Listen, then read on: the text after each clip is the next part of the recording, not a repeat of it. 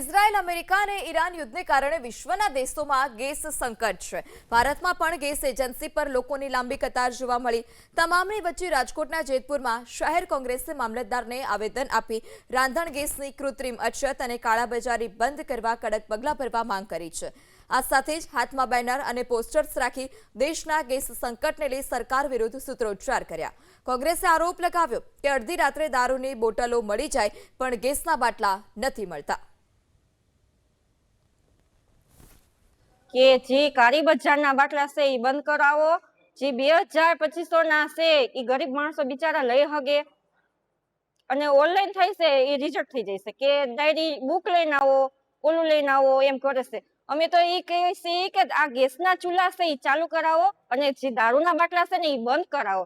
રાતના 12 વાગે 1 વાગે દારૂના બાટલા મળી જાય છે તો આ કેમ નથી મળતા ગેસના ચૂલા? ગ્રામ્ય વિસ્તારમાં મજૂર વર્ગ હોય છે, એને કઈ ખેતીવાડી હોતા નથી, તો અત્યારે એવી પરિસ્થિતિ એને રાંધવા માટે બહુ તકલીફ પડે છે।